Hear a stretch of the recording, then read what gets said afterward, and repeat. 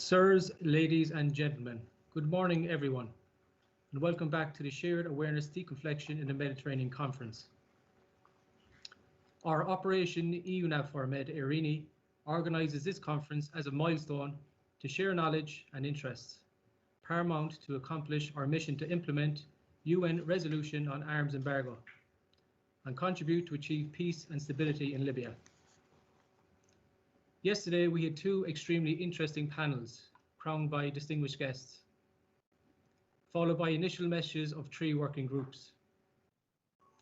Mr. Borrell, High Representative of the Union for Foreign Affairs and Security Policy, highlighted the commitment and readiness of the European Union to support the implementation of recently reached ceasefire in Libya.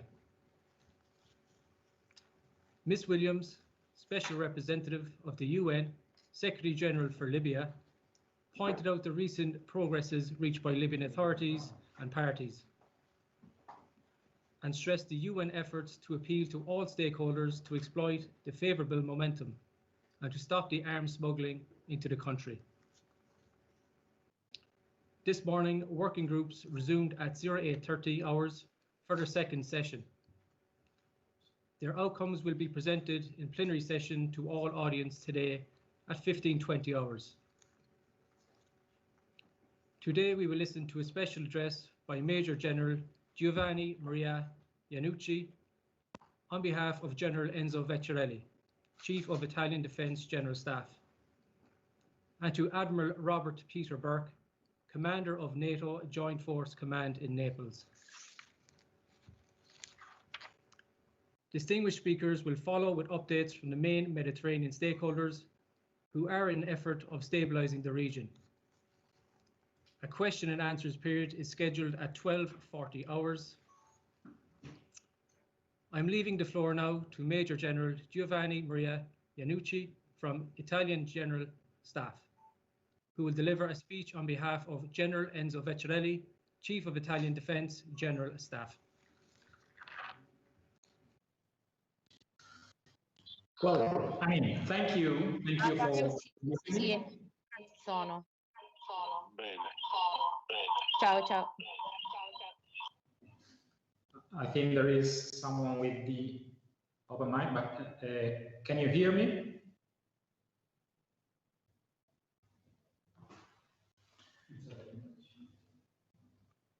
Can you hear me?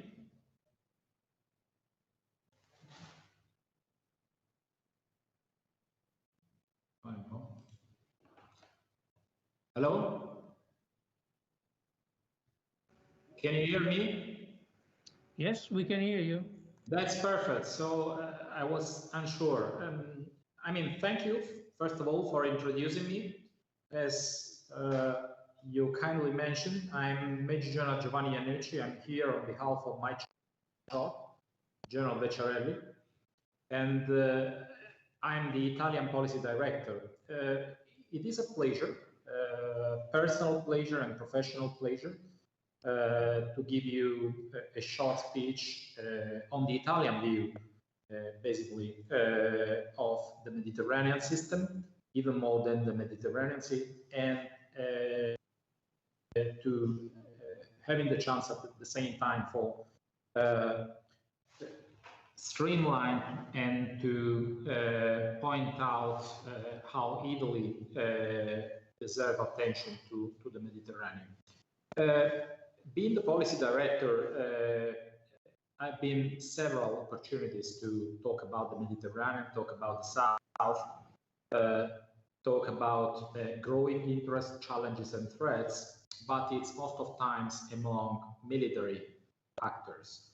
What makes MedShed of paramount importance for us is that this is a unique forum, allowing not only state, non-state actors, but even civilian and military institutions, or even private companies, or whoever is truly interested in the Mediterranean, in sharing the view in a kind of unofficial forum, and therefore being perfectly able and free to express ideas and proposals. And we think as Italy, this is true a valuable opportunity to be fully taken.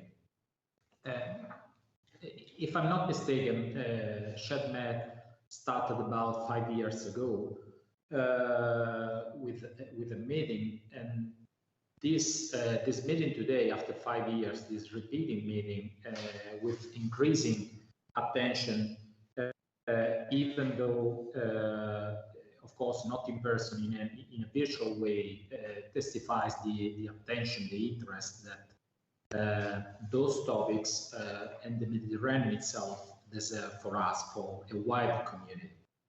With this in mind, of course, let me, the hope we have as Italy and the hope we have as a representative of the Minister of Defense is that from this ShedMed meeting, from this forum, can come out some proposals, opportunities, something tangible in order to enhance our ability to streamline the Mediterranean system itself. We believe that, I personally believe, but we believe that we have a unique opportunity to have a free discussion in order to boost the security of our Mediterranean. And I would like to stress this our. Even the format, the ShedMed format, being a mix of free play in a kind of guided agenda and with specific topics to be discussed, but with the ability even to widen the discussion, seems to me very well balanced in order to deserve and to provide this chance. Having said that, let me start and go into the topic that I'm expected to speak about. So the Italian role, how we see the Mediterranean, what we are doing, what we consider it's worth to be done. And let me start by recalling that although,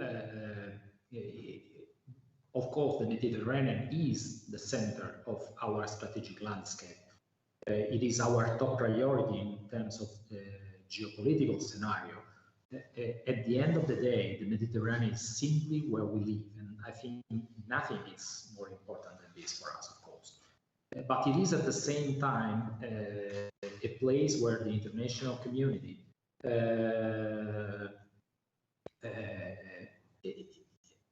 is somehow showing not the interest that, according to Italy, they should pay to the emerging phenomena from the Mediterranean and from the South in general. Under those premises, let me thank you first, the Irini personnel, its commander, Admiral Agostini, for providing us and for supporting this ShedMed meeting, and personally for providing me the opportunity to give you a short speech. Operational Irini for Italy remains central in order to create relevant connections between different stakeholders. And of course, I'm not considering most specifically the military objectives. We believe that Irini is a kind of cross-cultural tool that make available different stakeholders to talk each other, understand each other, coordinate each other. Having said that, of course, let me recall as well, when I was mentioning that some of the international institutions apparently don't seem to pay enough attention, I was mentioning that, and I was alluding to the terrorist phenomenon, I was alluding to the illegal migration, I was alluding to, of course, instability coming from the imbalance north-south that goes through the Mediterranean and impact on us. In this context, Operation Irini therefore plays a key role, for example, preventing smuggling and human trafficking, creating the conditions for a safer and more secure environment. As an Italian, however, let me even point out that the location of the Aquates Irini in Rome is, among other things, is a tangible sign of the institutional commitment and the attention that we pay towards the Mediterranean itself, but towards a European operation providing, or with the intent of providing, and protecting security, the rule of law, and the freedom of navigation that for us are principles that can't be discussed and need to be protected. What is the context in terms of geostrategic approach? So how we see the Mediterranean on that side? Well, indeed, the Mediterranean, as you know, amount approximately only for 1% of the world's surface. However, the role it's playing, it's, as you perfectly know, far more wider than this, I mean, very little percentage, very little figure. And it is a kind of connective tissue between different systems. As a matter of fact, a significant number of crises arises from the Mediterranean basin, Daesh, Libya's instability, the Syrian civil war, recurring tension in Lebanon, foreign terrorist fighters phenomenon that is still there, and even the Western Balkan instability and the migration crisis. And I didn't mention all, of course. This is, we consider only the tip of the iceberg. And each of those basically arise from the Mediterranean or use the Mediterranean to spread or influence the Mediterranean system. Nowadays, the Mediterranean Sea is therefore a kind of complex puzzle encompassing different geopolitical challenges. It is, of course, an historical cultural connection of three monotheist religions with all the consequences that are easy to be perceived. At the same time, is an area of quite important maritime trade, a leading energy route, an increasing leading energy route, and this is adding tensions, and even a place where natural resources, more specifically gas, are somehow putting in the system tensions and territorial disputes. This is an area where official and even rogue states play somehow a conflicting agenda. And of course, under those premises, it is evident that's the only way we have in order to enhance the security of this system, and at the end of the day, to provide ourselves, our community, in the wider sense of this word community, the only way is go shoulder to shoulder, is to basically open the window of the dialogue, is to share best practices, share as much as possible information, and find to solve dispute under the international law. So basically through negotiation and through the diplomatic tools. As an Italian, again, of course, I'm proud to say that Italy is hugely committing in supporting this approach. And if we have a look at the Italian commitment abroad, for example, I can easily argue that about 35 to 30%, with an increasing tendency of our commitment is focused on the Mediterranean Sea. And if we consider what can impact on the Mediterranean, these figures, this percentage is even higher. If we now take a different angle to see at the Mediterranean, so if we see at this sea geographically, as I was mentioning, it comes to us that basically 22 countries, if I'm not mistaken, surround the Mediterranean Sea, and this even instinctively provide us the idea of complexity, the idea of how difficult it might be basically to find a common view, or at least a compatible view on how to handle this very fragile system. But it's a crossroad of three continents like Africa, Asia, and Europe. And I don't think it's necessary to recall that one of the long-term strategic problems we are facing and we will face in the future is the demographic imbalance south-north, with partially generated by the denial of access to a satisfactory lifestyle from a wider part of the southern population.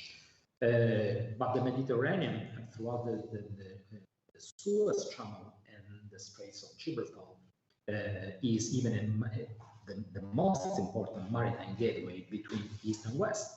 And it is by definition a combination of different landscape. It is a physical space, of course, that goes beyond the northern and shore and ranges eastern and westward, including the area between the Arctic Sea and the Gulf of Guinea. So we may have, of course, different idea of how wide we should consider geographically the Mediterranean, but each time we have this conversation, there is an increasing tendency in widening the Mediterranean.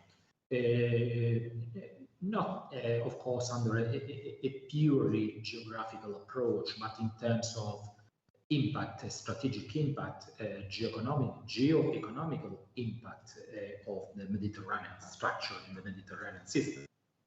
And again, this is just to recall this role of connective tissue that the Mediterranean instinctively and geographically have. When considering conflicts, again, unfortunately, I would say that the North of Africa, and more specifically, of course, Libya, but even the Sahelian region, and the kind of the triangle that is encompassed by, and it is centered into Burkina Faso, Mali, Niger, impacting evidently on Libya, Tunisia, and therefore on the Mediterranean. Those are areas of wide instability. And for all those reasons, again, we as Italy, this is an approach that we are trying to push even on international institutions such as EU and NATO primarily, but even the UN. For this reason, Italy thinks that only through dialogue and fruitful regional cooperation, strengthening the stability and providing opportunities to all different actors, that's the only way to basically to reach a kind of long-term stability for our Mediterranean. Just a few words on the pandemic. Unfortunately, it is somehow impossible to give whatever speech or to have whatever conversation nowadays without considering, at least for a while, the impact of pandemic. Well, again, even though I'm not going to enter into much details, but it is, I think, self-evident, and I'm sure it is evident for all of you, that the pandemic hit severely Europe. We have a little bit less figures on the north of Africa, although we know from our friend on France country that they experience it and are still experiencing important problems due to the pandemic. The Middle East system has been hit as well severely, and so therefore there is a combination of phenomena. The Italian point of view on that is that probably COVID is not something necessarily new. It's not necessarily producing new strategic phenomena, but it's boosting, it's speeding up phenomena that were there, and they are somehow widening the consequences of threats and challenges that were there. It is pretty clear to us that the terrorism is still active, is still a threat, probably the number one threat deriving from the southern part, but geographic change, climatic changes, of course, still produce their effect. And those effects, again, impacting countries that are weakened, have been weakened by the pandemic, may produce even wider and more catastrophic effects. I touched a little bit on demographic imbalance, and those phenomena didn't vanish at all, of course. Another angle perspective that should be taken into account when considering these geographic portion and the impact of the pandemic is related to the measures that have been taken in order to face the breakdown that somehow put at risk our ability to maintain those channels of communication open. Because of course, in order to protect the population, many of our countries closed the borders, the physical borders at least, and made more difficult to maintain those relations and to maintain the ability. Again, of course, unfortunately, not all the countries, not all the 22 countries that I was mentioning before have the same level of access to digitalization, and therefore to have the option and the opportunity to maintain the ability to still work together, even not physically. And this is again widening a little bit differences. And that's again is one of the main reasons why I consider this meeting so important, providing us a unique opportunity, even under the pandemic restriction, to still continue that approach. It is self-evident that in this situation there is an increasing risk for state and non-state actors to exploit the situation in order to gain strategic influence in the area. And again, I will repeat several times, only through cooperation and through mutual understanding we may find a solution. So again, let me move and provide you a third different angle from where to see the Mediterranean. And let me take into account the strategic competition in the area. I mentioned, of course, the Libyan conflict, and of course, I'm not here to give any specific views on that, but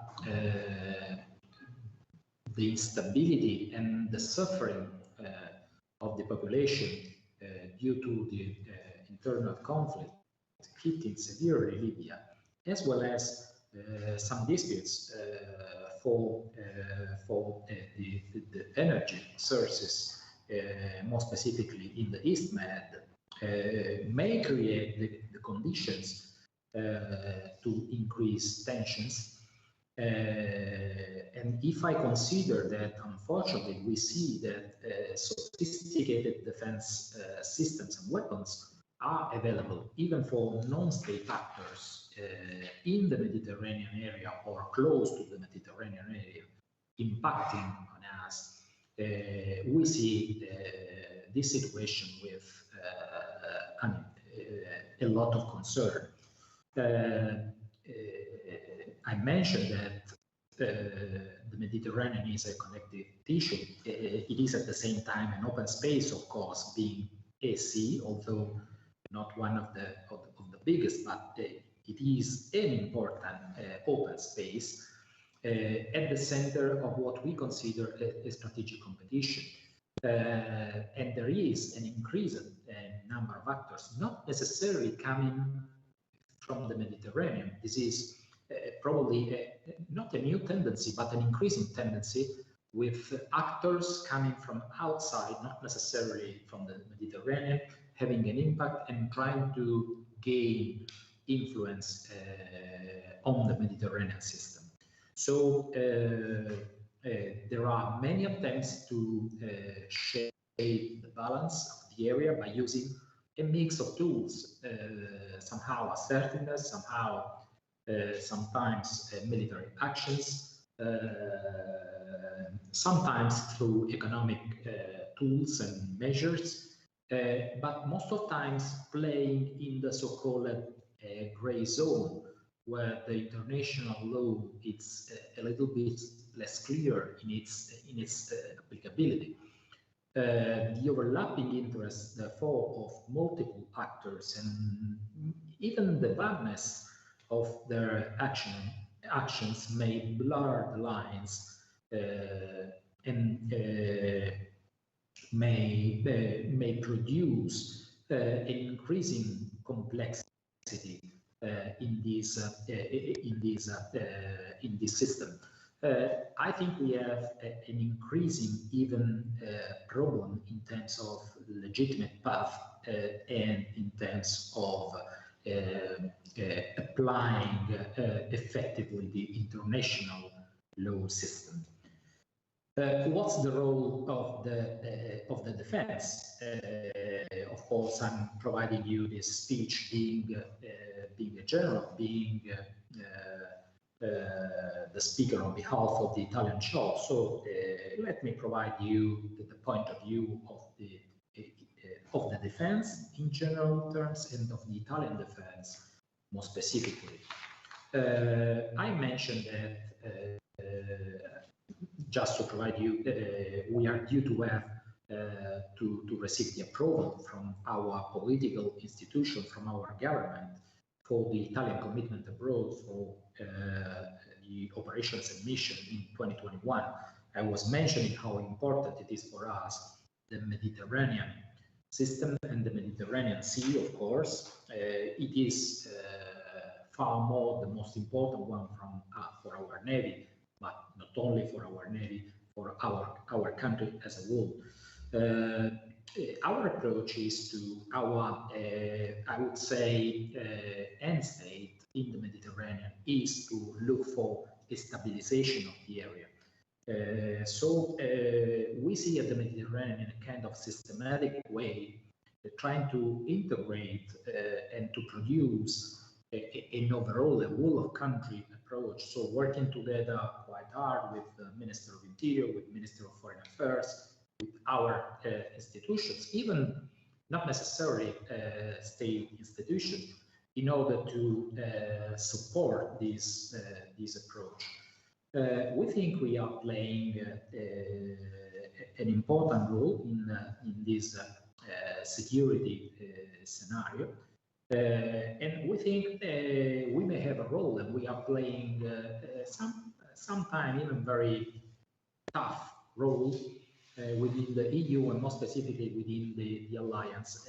Let me recall that, for example, within the alliance, we have been approving the new concept for deterrence and defense, and for the first time, the alliance, instead of having a look only at the eastern side at the eastern direction in a kind of bilateral confrontation is considering challenges and threats, but even opportunities deriving from the other strategic direction. So we are now talking about 360 degrees approach, and I'm proud to say that Italy was among the countries that played a role calling NATO for more attention to the Mediterranean, more attention for the South, overall more attention 360 degrees.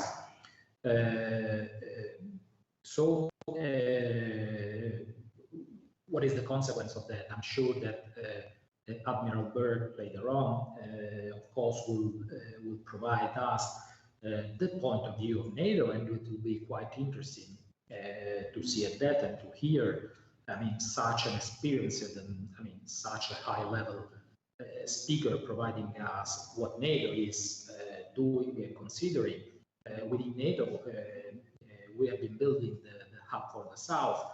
That is, at the end of the day, an institution, a capability that should provide NATO, first of all, the ability to understand different dynamics and the complexity of the South in order to provide us even the chance to better play our role in this region.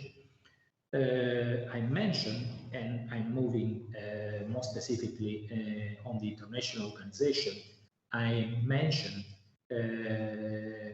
that international institutions are undergoing a huge change. I mentioned the concept for deterrence and defense, but on the other side, in Europe, there is an increasing attention. And you may have heard even on the media different ideas and thoughts from leaders, European leaders. And again, I'm not going to provide you any opinion on that. The only thing I would like to stress is that now more than ever, it is rather normal to hear from a European political leader to outline the importance for Europe of develop a strategic thinking, of develop a wider security and defense role, of course, not in contrast, but synchronizing and overlapping and helping the other international institutions.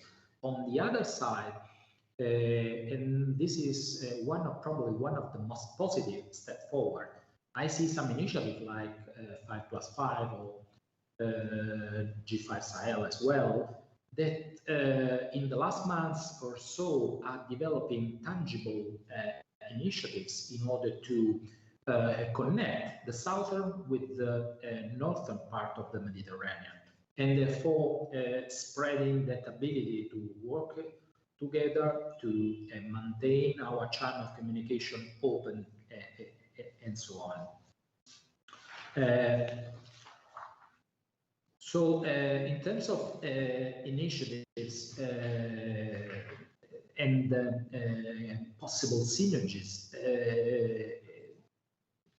it is pretty clear to us that our ability to put on the same path, on the same page, different international institutions, not necessarily doing the same things, but synchronizing the agenda, providing each other even indirect help to the policies that they are developing. It is quite important as a rule, but it is fundamental for a fragile system as the Mediterranean is. By definition, our resources and our capabilities are limited, and it is even more important, therefore, for us to maintain this ability to work together. There is something that I didn't mention before, or I partially mentioned.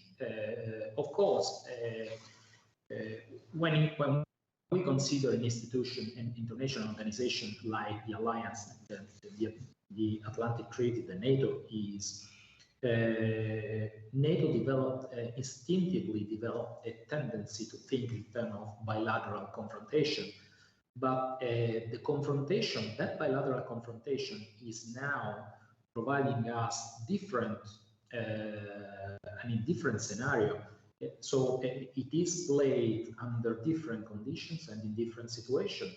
So we have some of the same actors playing a different, the same game in a different way here in the Mediterranean. And this is tricky, quite tricky, because it is not difficult to be recognized, but it's difficult for us as defense institution to find the proper way in order to face those emerging threats while maintaining a non-escalatory approach. So we as Italy do believe that we need to maintain that ability to not to push the complexity. So we need to de-escalate the problems, and we need to develop the ability to handle those complexity in a best way.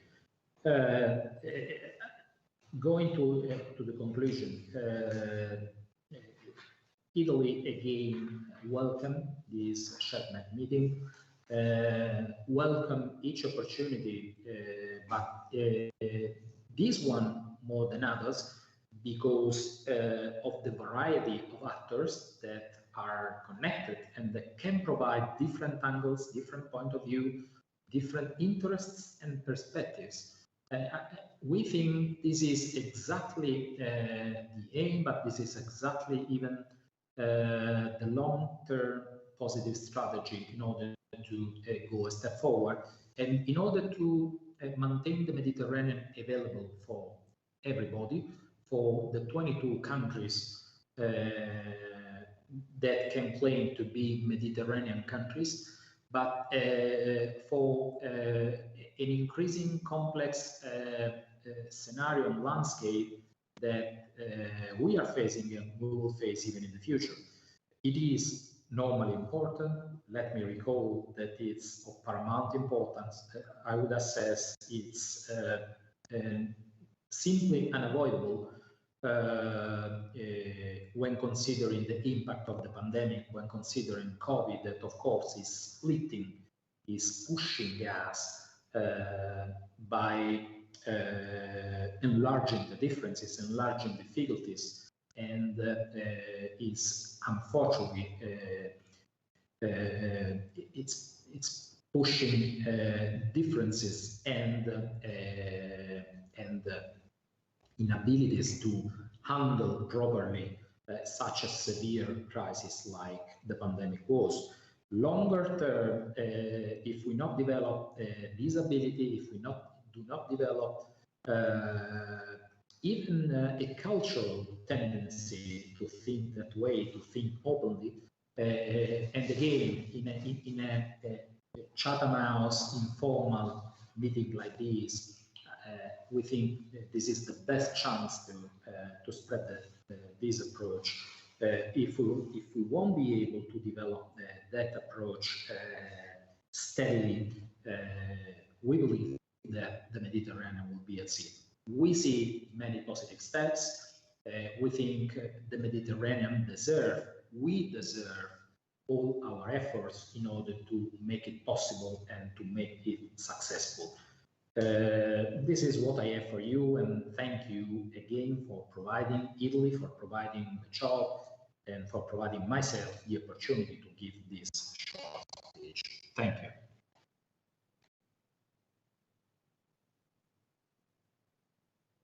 Thank you, General Iannucci, for this very interesting overview from an Italian perspective. I know you are very busy today, but I would like to invite you to remain some few minutes. So, because I know that there are some questions coming from the audience also for you. We will arrange a question and answer section just after the speech of the next speaker, if you may.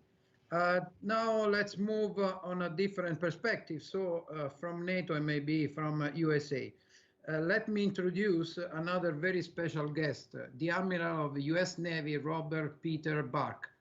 He is the commander of the NATO Joint Force Commander in Naples and commander of the US Naval Forces in Europe and Africa since 17 July 2020.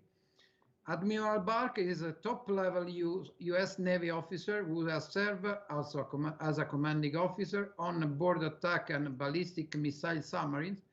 And in his career, he also covered the highest position in the US Navy, including as Vice Chief of Naval Operations of the United States Navy. I had the pleasure and the honor to meet the Admiral Bark in Naples last September, and I hope to meet him again soon to discuss possible avenues for cooperation between Irini and NATO, and between NATO and between Irini and the United States when the situation will allow. Admiral Bark, please, the floor is yours. Well, thank you so much for that kind introduction, and I really appreciated the General Vecchiarelli's informative remarks as well. It's an absolute privilege for me to be here and be part of the discussions. And I also want to pass a thanks to our terrific hosts for all the work putting this venue together. It's not easy at all to hold events during these times of pandemic, but I think you've done a great job at giving us all an opportunity to discuss what we all know are very important issues. I think we all have a common interest in security and stability in the Mediterranean. I had a chance to look over the transcripts of the remarks from yesterday and the portions of today that I wasn't able to sit in on, and I think there's some very common themes throughout folks' opinions on what we could do, and it really is working together better and take advantage of the efforts that we're already making. But there's going to be challenges for cooperation, our command and control mechanisms, geography, readiness of our forces, or the need to generate readiness or preserve readiness. But I think, again, by being creative about how we work together, we're going to be able to work through those challenges. So during the brief time I have this morning, I just want to talk about the region from a broader perspective, if I may, just from the multiple hats that I wear. I'm sort of forced to look at it in that manner. But I'll discuss some of the challenges that we face as we work with you to deter potential adversaries and defend in the Euro-Atlantic region from the numerous challenges that are out there. So as you heard from my introduction, my job is unique. I have three hats, three distinct commands. As a U.S. commander, I command U.S. naval forces both in the U.S., European, and U.S. African command theaters. So collectively, that's from the North Pole to the South Africa, and from the middle of the Atlantic Ocean to the Eastern Mediterranean, as well as the Baltic, Barents, Black, and Caspian Seas. And as a NATO commander, I'm the commander of Allied Joint Force Command Naples, with operational level command of sea, air, and land forces over the southern portion of the European continent and the Mediterranean and Black Seas. And it's an absolute privilege to be part of NATO. If we could go to the second slide, please. And I'm not seeing the slides that are being pushed right now, but it should be NATO deterrence activities.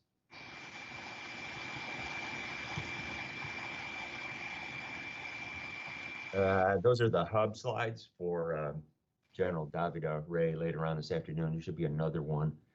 If you don't have them, that's okay. We'll just press on.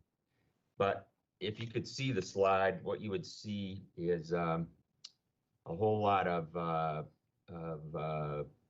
European Navy's operations. It was a snapshot of naval operations, you know, on a day picked randomly off the calendar, and it's got the individual nation flags there. If it was a NATO operation, there's a NATO flag. but a lot of bilateral operations going on each and every day. And that's really important because we're facing such a dynamic strategic environment. And I'm not telling you anything you don't already know. We've seen a resurgence of aggressive actions by Russia, and China's had a growing influence in our AOR. Those things together present both challenges, but also, I think, opportunities that we can address together as an alliance, as partners, in any manner that we want to work together. And we can't forget, and it's been mentioned already since I've been listening this morning, the ever-present threat of terrorists. There are many non-state actors out there that will go out of their way to harm us, our alliance, or our partners. But if you could see the slide, there you go. Slide 2, please. Yeah, this is the one that I was mentioning. A lot of operations. I wish our potential adversaries could see this. They probably have a version of their morning brief that they show, their civilian leadership. But this shows you that NATO forces have a persistent presence throughout the region. And I tell you, if you took just about any day on the calendar and looked at our NATO forces, whether they're flying as national missions or standing NATO maritime groups or bilateral, our adversary sees us all as NATO partners, as European partners working together.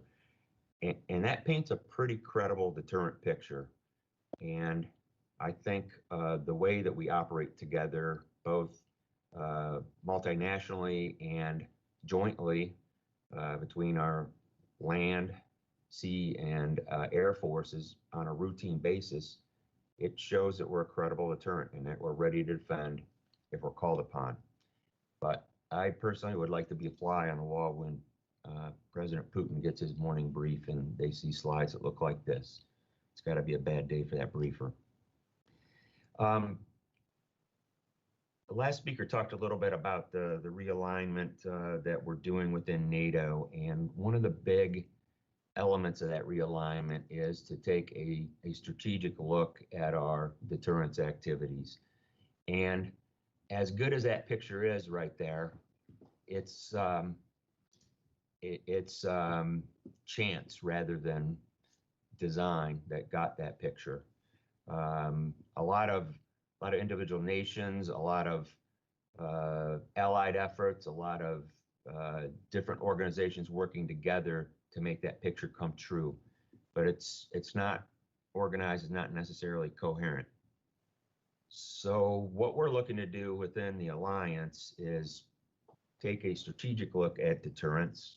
SACEUR is in the process of finalizing a strategic deterrence initiative that will set a framework for me as a Joint Force Commander to write more specific plans, and those plans will be both deliberate pre-planned deterrence activities as well as an ability to be both preemptive in our deterrence, or if you prefer the word proactive in our deterrence, vice just reactive, showing up when the other guys do something. And as the Alliance, we're working to adapt our military capabilities so that we're able to do that. And we'll work our plans to enable us to have mechanisms to put that in place.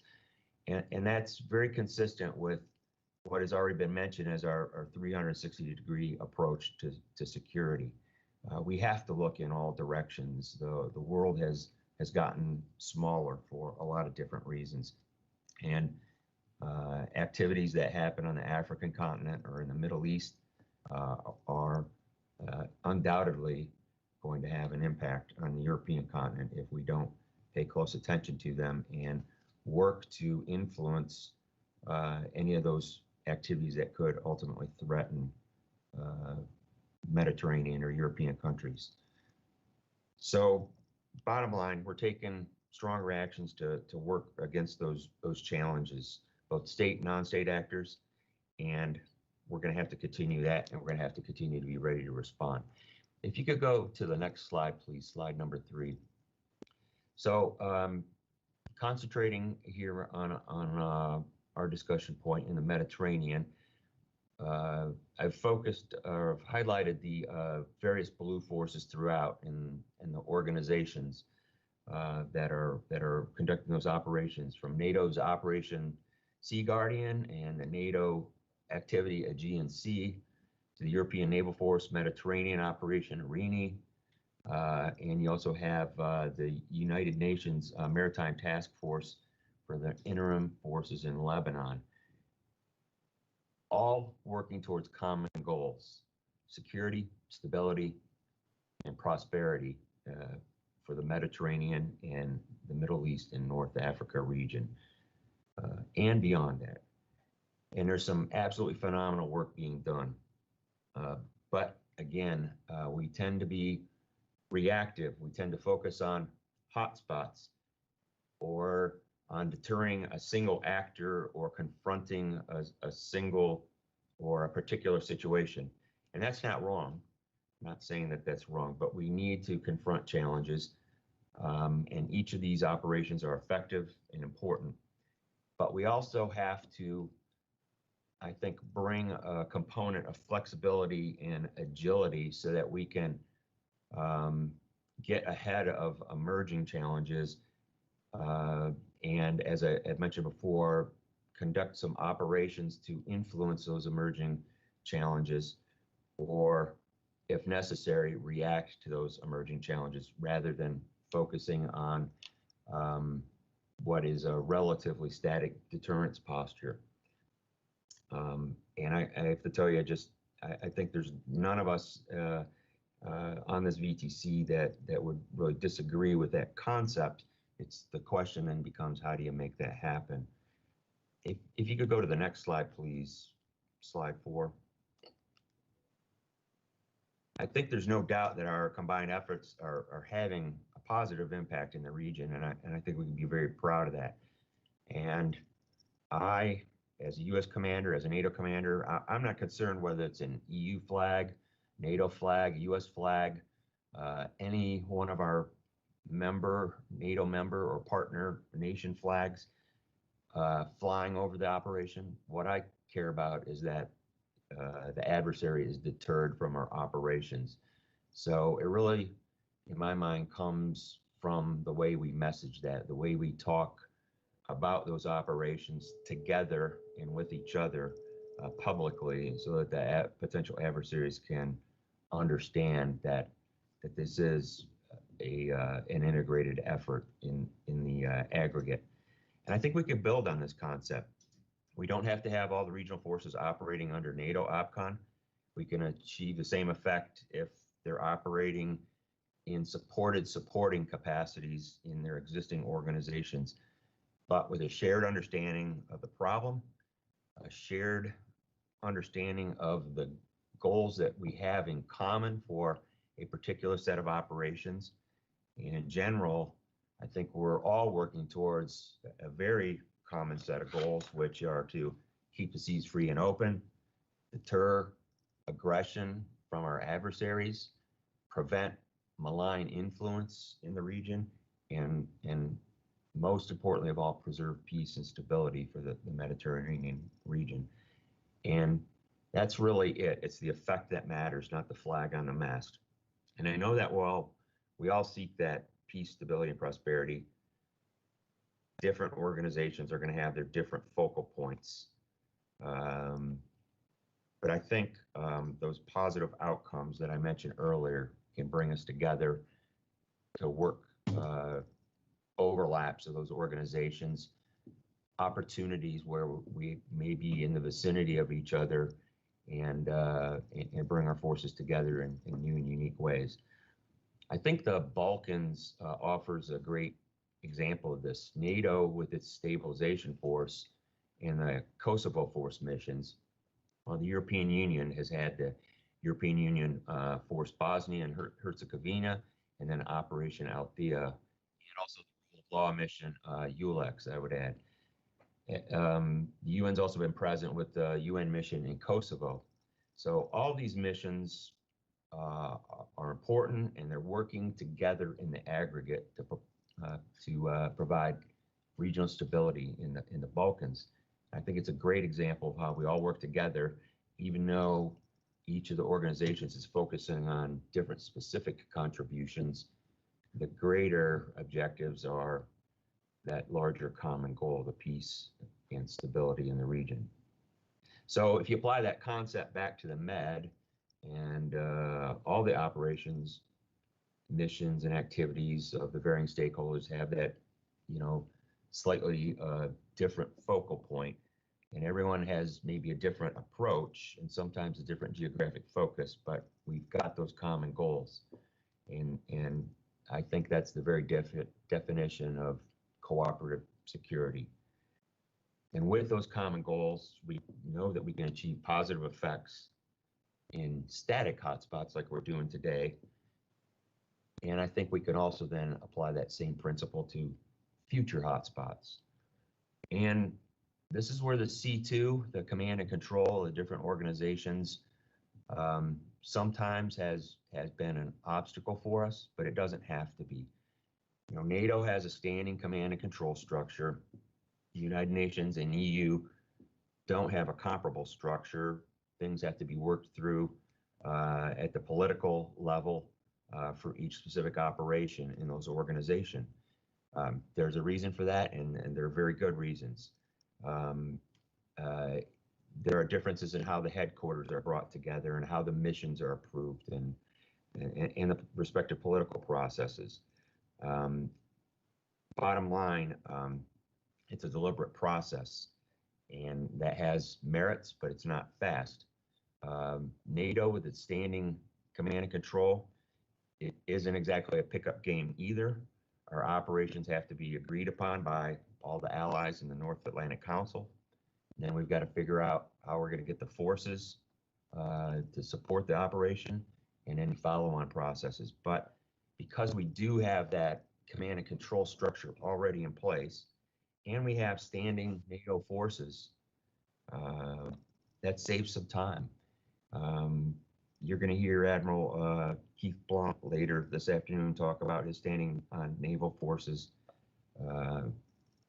standing NATO naval forces, and as an example of forces that could be brought to bear in the maritime relatively quickly. But it's not a race in many cases. And in fact, as we always learn, I think our differences prove to bring together a better product in the end. I could think of some examples like in the Horn of Africa, where NATO forces came in first with Allied Protector using the standing NATO maritime group, like I was just talking about, and then EU came along with Atalanta. From 2009 to 2016, NATO's Operation Ocean Shield worked closely with European Union's Operation Atalanta, as well as the U.S.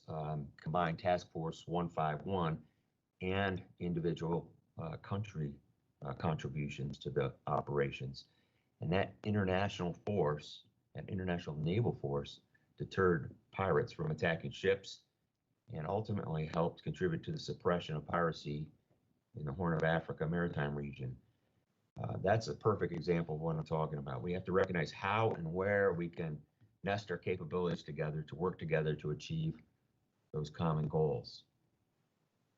So if you take that to the NATO Strategic Deterrence Initiative in our operating areas, and you look at how I think each of our nations are being faced with the same resource constraints and overall the same security concerns, this brings together the opportunity for teaming. I look at the things on this chart right now that we're not covering so well as either NATO or any sort of allied or bilateral effort. But the Black Sea region is in my joint operating area as a NATO commander, but we don't have permanent forces there. We've got a lot of them in the Mediterranean, but nothing comparable in the Black Sea. So I would envision under this new strategic deterrence initiative that I would be able to use my joint coordination authority for NATO forces, for the NATO components like Admiral MARCOM, NATO AirCom, also my U.S. hat, bilateral arrangements that we have with Black Sea maritime nations, and bring together joint and combined activities in the Black Sea in order to show the same solidarity. And again, it doesn't matter what flag's flying over them. We'll put it together any way we can make the command and control work and meet each other's specific objectives while at the same time meeting the greater peace and stability objectives. Those formal linkages are absolutely important, both for serving current problems and preparing for future challenges. And it's important that we have, I think, for the opportunity to do things like I just described, some mechanisms in place to be able to coordinate and routinely talk about these things. And maybe that's part of the solution set going forward. If I could go to slide 5, please. Moving to the south, as previously mentioned, and you'll hear from our NATO Strategic Directions South or African Hub Director, Brigadier General from the Italian Air Force, Davide Re. He'll come and talk to you about this more specifically, but he pulled this data together for me, and it shows NATO and national bilateral training and capacity building initiatives in an average 12-month period. Now, I have to give you the caveat that this was pre-COVID, so a lot more activity then than there is now, although there is still a substantial amount of activity even today. It's a lot of activity, and it's a lot of great effort, but is it coordinated? Is it organized? And as I've gotten feedback from many of these African partners that we work with, as well as some of our NATO partners and other Mediterranean partners, what does the overall effort look like in the view of the African partner that we're trying to help? Is it coherent? Does the next group of folks come in? Are they operating from the same training manual as the last one? Are they starting in a different chapter? Did they skip a chapter? We're a little bit guilty of that in bringing it to those nations in an incoherent fashion. And I think that's something that Davide and the African Hub can help perhaps set a foundation for a coordinating mechanism for these sorts of efforts in Africa, but ultimately we can put something together similar for the Mediterranean writ large. We're looking at Africa for multiple reasons, but terrorism is a threat. Refugee and migrant flows from the Middle East and North Africa, susceptible to exploitation and infiltration by terrorists and other nefarious actors. And then we have these other significant transnational threats. We've talked about Russia and their increasingly aggressive military operations. China's in the region as well. They're in Africa, probably to a greater extent than they are in Europe. Bottom line is, when you look at the details of that, I think each of us says or comes to similar conclusions that we're not acting fast enough. We need to do more in Africa because all of us will benefit from enhanced security and stability in the South. And a lot of these nations have been reaching out. China's been on the African continent long enough now that word has gotten out. Their deals come with a heavy cost, financial resources, and even sometimes in terms of territorial costs. So we have to be there as NATO, as Mediterranean nations, as European nations, be the partner of choice, be there in good times and tough times. If we could go to the next slide, please, slide 6. In my U.S. commander hat, we're demonstrating our abilities to work together in the Mediterranean maritime through an exercise series that we call Phoenix Express, focuses on safety and security. And I'd like to talk about this for a moment because I think it highlights a great example of our collective security efforts, not because it's U.S. led, but because we've got so many thoughtful contributions from so many nations that make it better than it would be otherwise. European Naval Forces Mediterranean coordinates the Libyan Coast Guard and Navy capacity building efforts.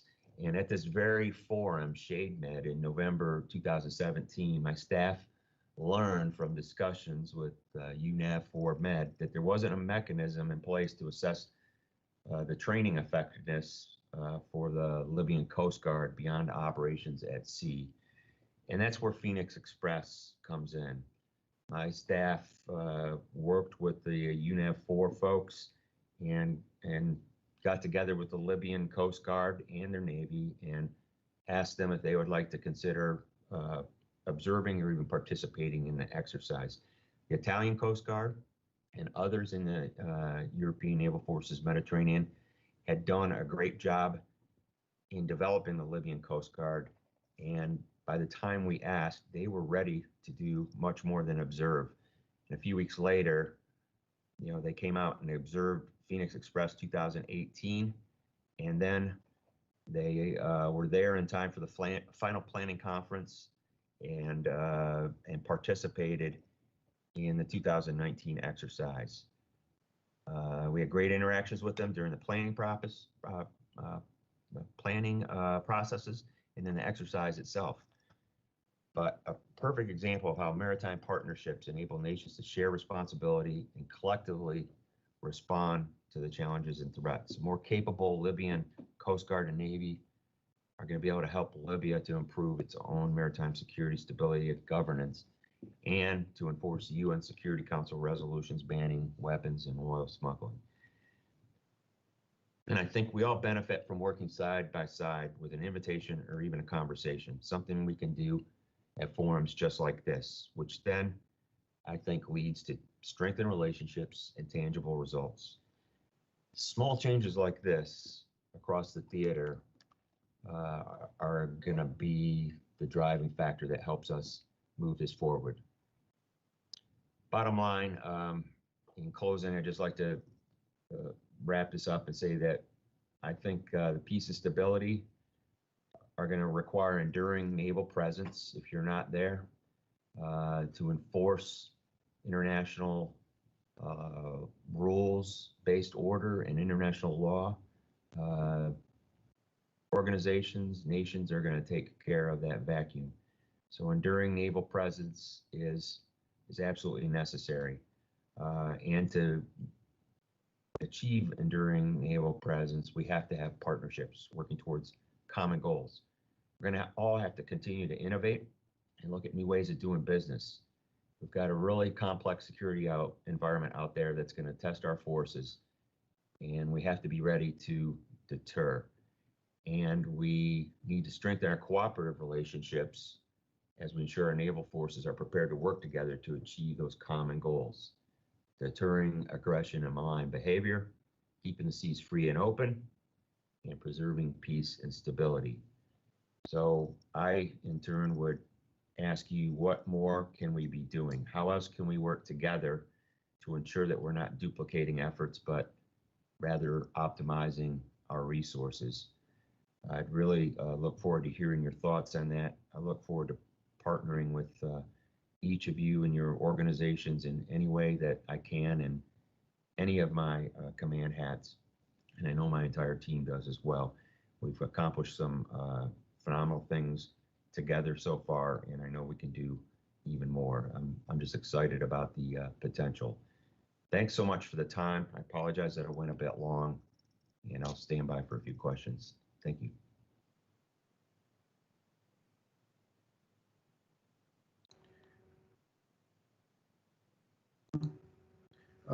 Thanks a lot, Admiral Robert Peter Bark, Commander of NATO Joint Force Commander, for this significant intervention.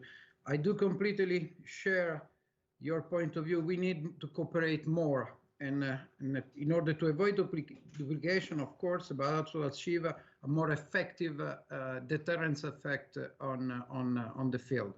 I know there are a couple of questions for both you and General Iannucci.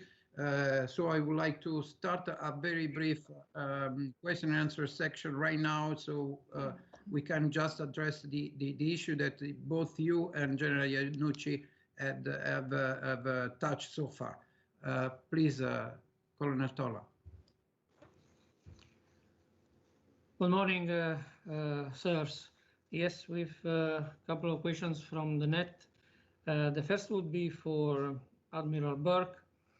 Admiral Burke, sir, from your point of view, which are the main challenges and opportunities of NATO toward the southern flank in the incoming future? Yeah, thank you for the question.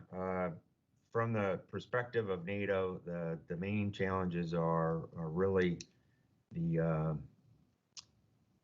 need to restore peace and security, and the ability of the nations in particularly North Africa that are coming through conflict and various other challenges, their ability to provide their own security.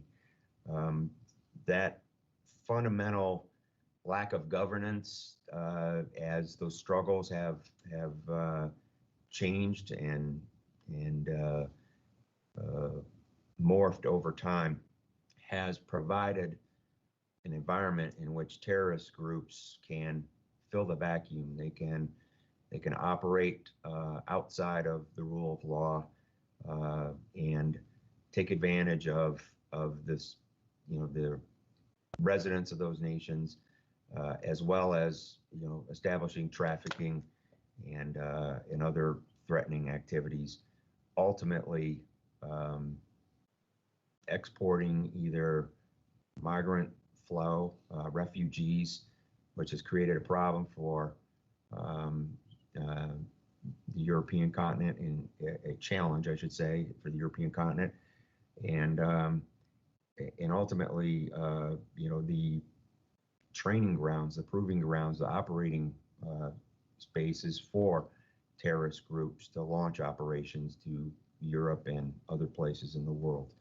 So ultimately, what the NATO Strategic Direction South is working to do, and you'll hear more about this afternoon, is bring the right subject matter experts together from the various regions of Africa in total, but we are very focused on North Africa as sort of NATO's near and mid geographic outer bands of the NATO area of responsibility.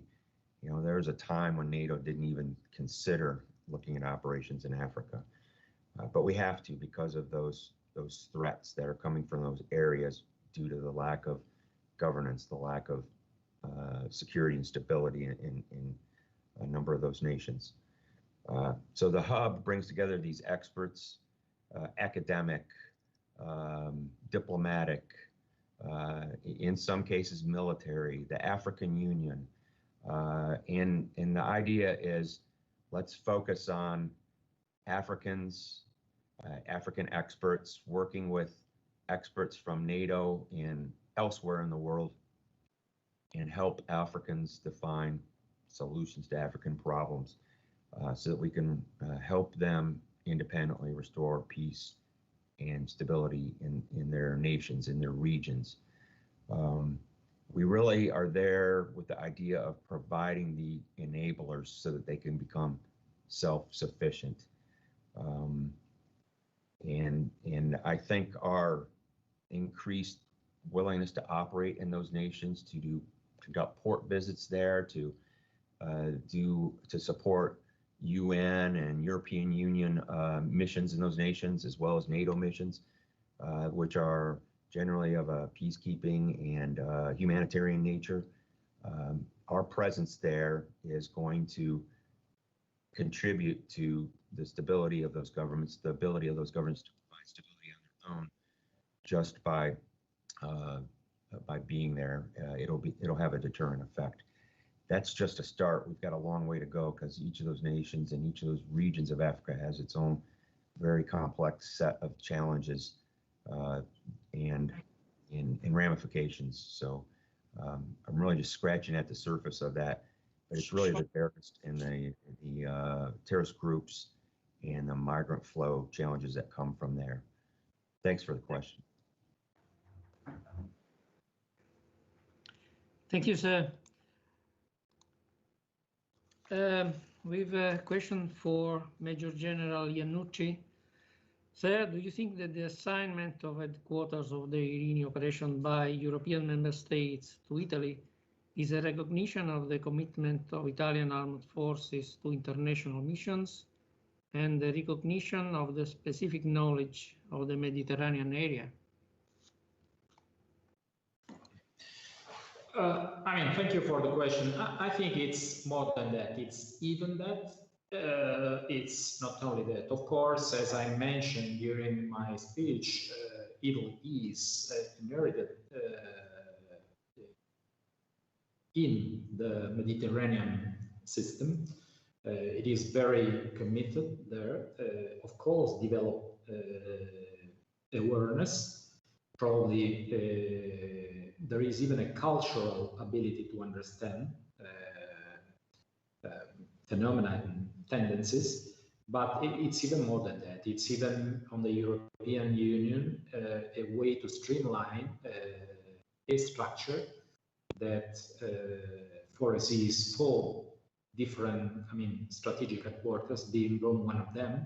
And it was on one hand the normal, the natural consequence, but on the other hand, it was the recognition of something well done. Is the recognition of the Italian participation to some of the operations that even Admiral Byrd mentioned before, Atalanta, for example, but even the NATO operation, our operation at the same time. So it is at the same time an opportunity, a recognition, and a way to streamline the military structure that Europe is trying to do. So you may be aware that there is currently an effort within EU to streamline the C2 structure and the way to conduct military operations. So it's even part of that.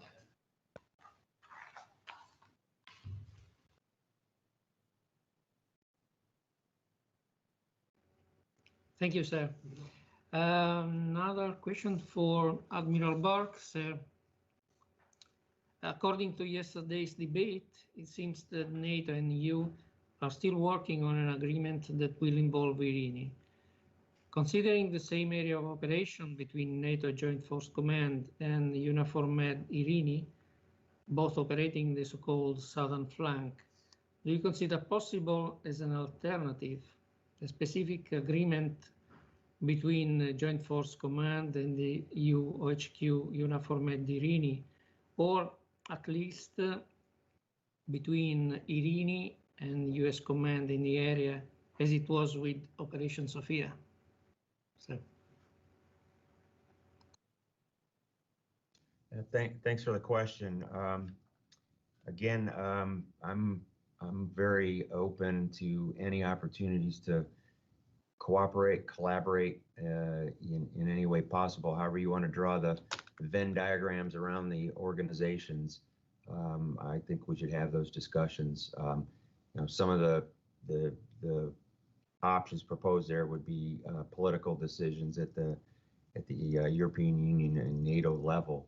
But I know at the operational level, having worked with the navies and the militaries of all these nations, we would be able to make it work, as well as some increased collaboration with Operation Irini at the U.S. As well. So it's all possible. Thank you, sir.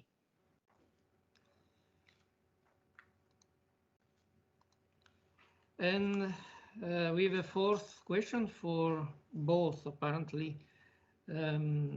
both users first. Which could be the role, if there's one, of Italy and NATO in Libya after a stable ceasefire?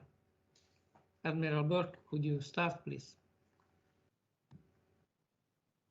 Yeah, I'm sorry, I just want to clarify after what would be the role of Italy and NATO in Libya after stability? After a stable ceasefire. After stable ceasefire.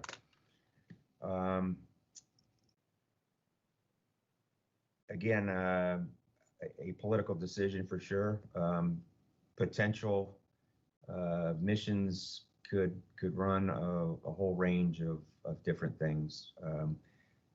Opportunities for collaboration with the already in progress European Union and UN missions there. Italy, I would defer to Italy in their potential. I know they have displayed a consistent leadership role in the Mediterranean and with Libya, and I know that they will look for ways to contribute. Again, it just depends on what the situation is and what the needs are and what the nature of the ceasefire looks like as it matures. There's all sorts of potential. Is there a need for any sort of humanitarian operations? Is there a need for institutional reform or rebuilding like we do with NATO mission Iraq? We're there doing training at the operational level, but we're also there to restore their defense and security institutions so they can provide for their own defense going forward. Those are all questions that will have to be considered and looked at, and I think NATO can play a key role in any and all of those. Thank you. Thank you, sir. Yeah. General Iannucci, please. Yeah, of course, when considering Italy and NATO, of course, Italy is part of NATO. So let me refocus by having a look at what Italy could do being part of NATO, not versus NATO. From preliminary, let me say that we as Italy, but I can argue even we as part of NATO, think that Libyan solution need to come out from the Libyans. That's probably the first thing to be pointed out. The second one is that we are ready to support whatever solution is in and within the international legal framework and in the interest of the Libyan population. Having said that, and under those conditions, so need to be legal and need to come out from the Libyan population, there is quite a lot that we can do. First of all, and this inherited in this meeting, facilitate the dialogue within the Libyans, provide them the capabilities because they have a huge lack and huge need of provide a safe and secure environment. So providing them those capabilities that first are needed in order to allow a better condition, a safer condition of the population, and therefore rebuilding a kind of positive loop, providing opportunities. So I think Admiral Burke mentioned before what we have done, not only we as Italy, but collectively we have done in order to provide the Coast Guard, the Navy, the Libyan Navy, in terms of providing them the ability to retake the ownership of the SAR area, for example. But let me even provide you another example. Under the 5+5 initiative, there is the creation of Center of Excellence for the countermining, again, quite important in order to provide a safer environment after an internal civil war affecting the population.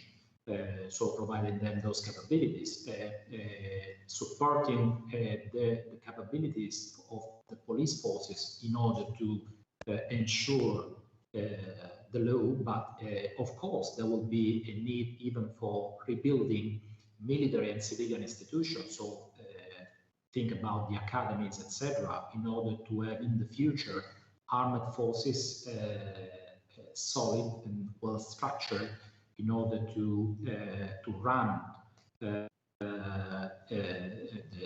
security and the defense sector in an effective way in that country. At the same time, as we as Italy, but we as NATO again, and the GFC Naples commander mentioned the Hub for the South, mentioned the Strategic Direction South. I think we have very well structured relation with the borders country, the neighboring country, and therefore again trying to favor positive dialogue and cooperation of the Libyans with the other countries. This is of course not it is not intended to provide you a full answer, just to provide you some example of what we could do. From the Italian side, we are trying to help this process. So a few days ago, my CHOD met with the Libyan CHOD, and I mean, the first task, the first thing we have been talking about, they have been talking about is, okay, let me understand what do you need, what could we do for you in order to help the Libyans and Libya to be stronger, to be safer, and to come out from this, I mean, civil war and this massacre that has been hitting the Libyans, unfortunately. Thank you.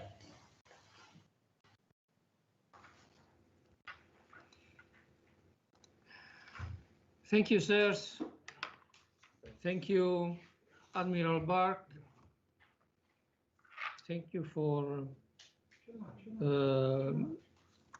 your valuable contribution. Thank you, Major General Iannucci, for your availability and again, precious contribution to our meeting.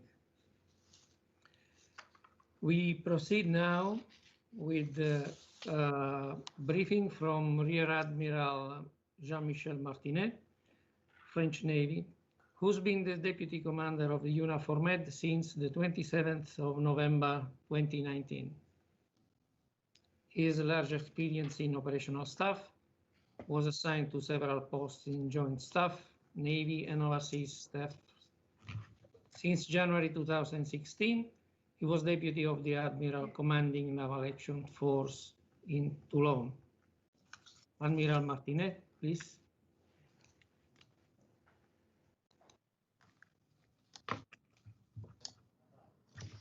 Thank you so much for this presentation. I am very happy and proud to be there this morning to present this relatively newborn operation that probably all the attendants is not fully aware.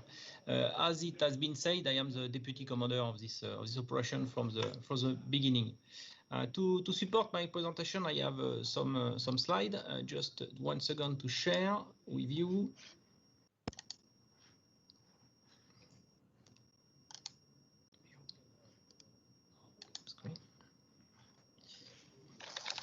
Okay. The Libyan process happened. The Libyan peace process happened through a series of meetings, agreement aimed at resolving the Libyan civil war. Among them, the last January conference in Berlin involved many world powers, international and regional organizations, and representatives of countries, all committing to a peaceful solution to the Libyan armed conflict. In order to deliver these outcomes, on 17 February, the Foreign Affairs Council of the European Union decided to launch a new operation focused on the implementation of the United Nations Security Council resolutions arms embargo off the coast of Libya through aerial, satellite, and maritime assets. while closing the former Operation EUNAVFOR Sophia. Operation Irini was launched on the 31st of March, and despite the COVID-19 pandemic, the operation effectively started its activity at sea on the 4th of May, and more recently, the 10th of September, the first boarding activity at sea took place, and the full operational capability was declared. Operation Irini is now the most important common security and defense policy military operation of the European Union. The political vision provided by the High Representative of the Union for Foreign Affairs and Security Policy, Mr. Borrell, at the launching of Operation Irini reflects the role of European defense within the European Union and the holistic approach agreed at the Berlin Conference. The military instrument alone cannot resolve any conflict situation, and then Irini is part of the solution of the Libyan crisis. Irini is not the sole tool to contribute to the end of the long Libyan conflict.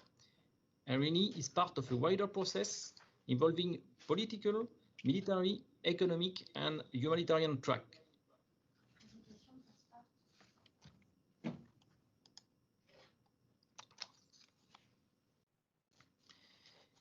It was clearly stated yesterday by Mrs. Williams and Mr. Borrell. The initial mandate of the operation is set for 1 year until end of March 2021. Irini task remains the same as the previous EUNAVFOR operation, but in a different order. The arms embargo has become our main task, while the capacity building and training of the Libyan Coast Guard and Navy, the gathering of information on illicit oil smuggling, and the disruption of the business model of human smuggling and trafficking networks are now secondary tasks.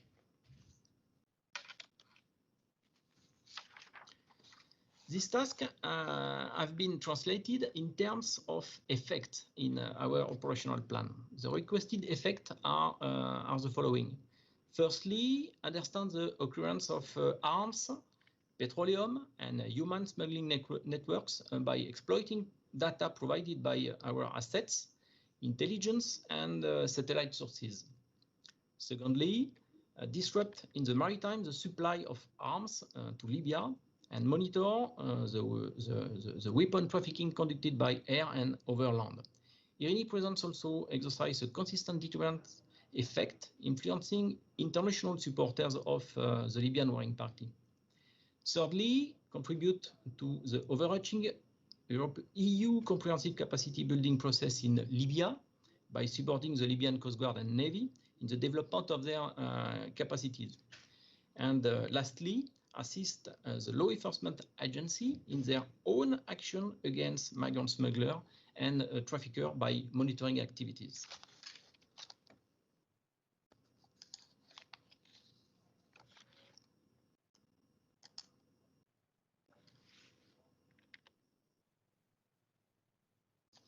To deliver this effect, the operation can currently rely on 3 maritime ships from Italy, Greece, and Germany.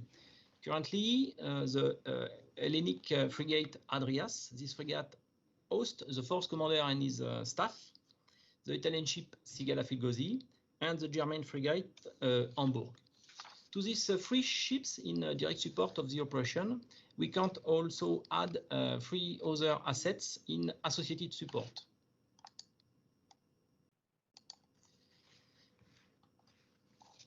Two ships from Italy and 1 ships from France. This last ship is at short notice to move to shift under the Irini direct operational control for potential opposed boarding.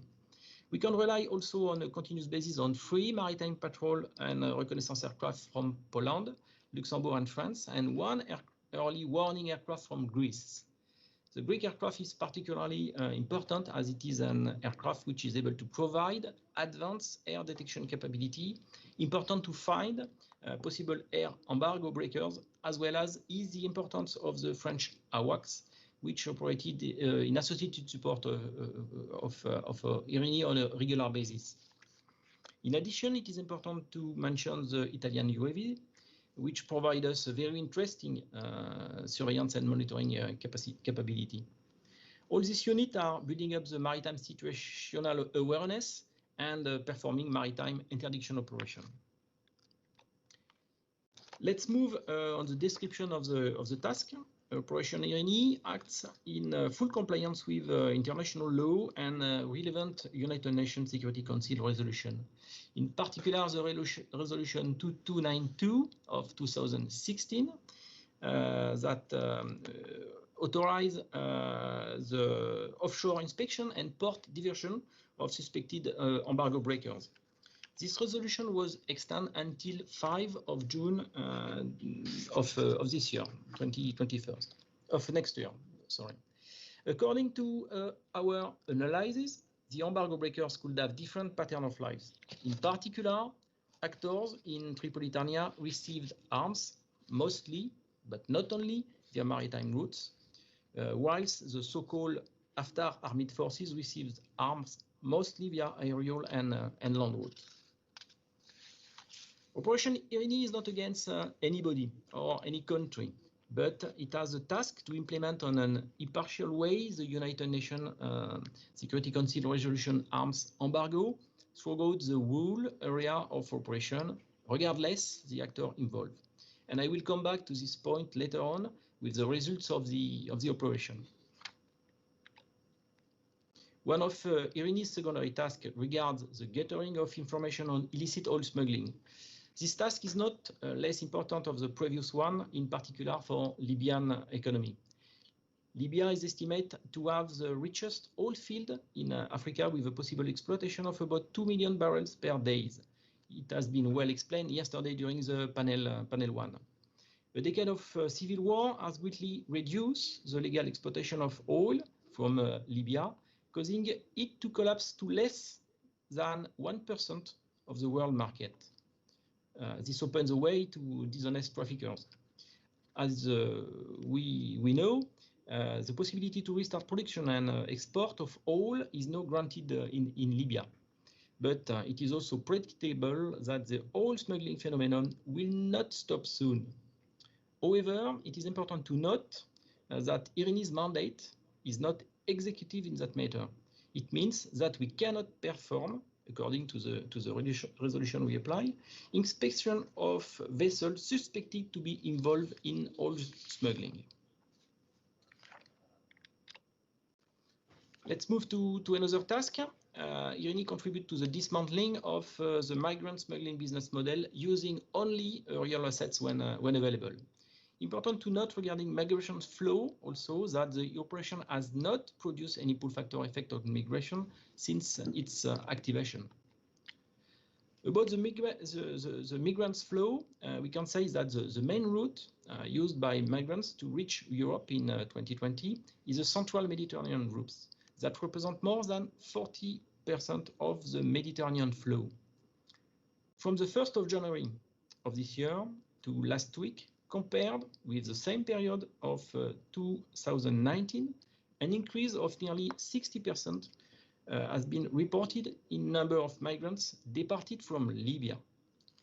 This increase can be attributed to a number of factors, among which the absence of military naval vessel targeting specifically human traffickers with a reduced deterrent effect.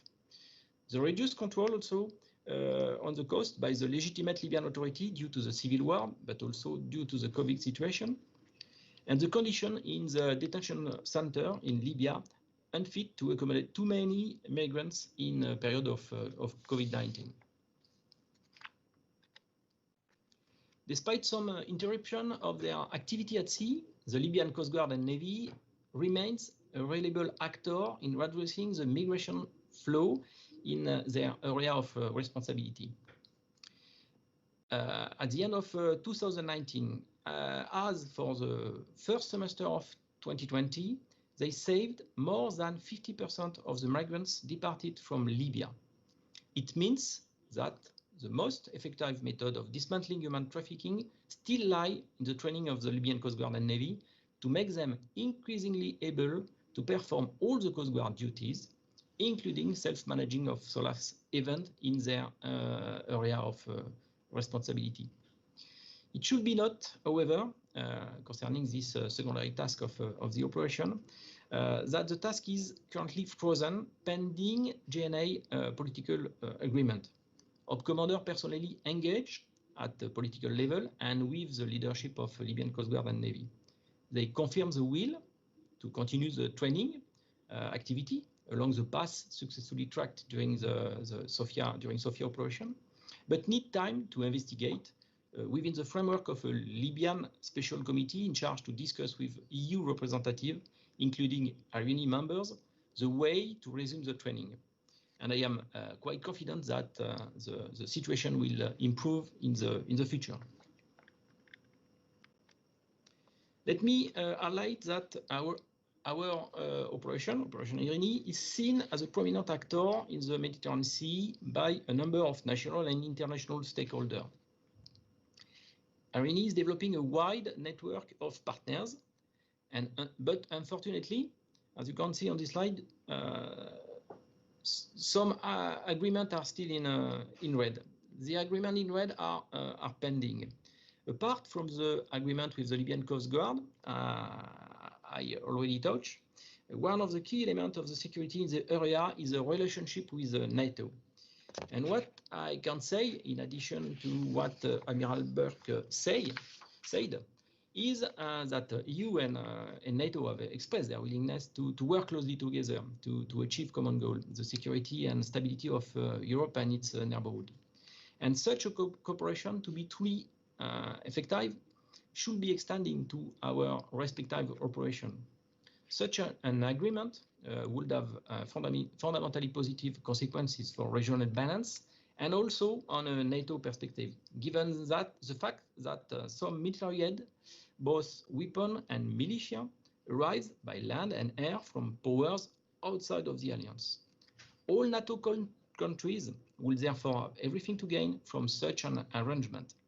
And IRINI's closer cooperation with NATO will show also to the most critics members of the alliance how impartiality IRINI is actually and currently working.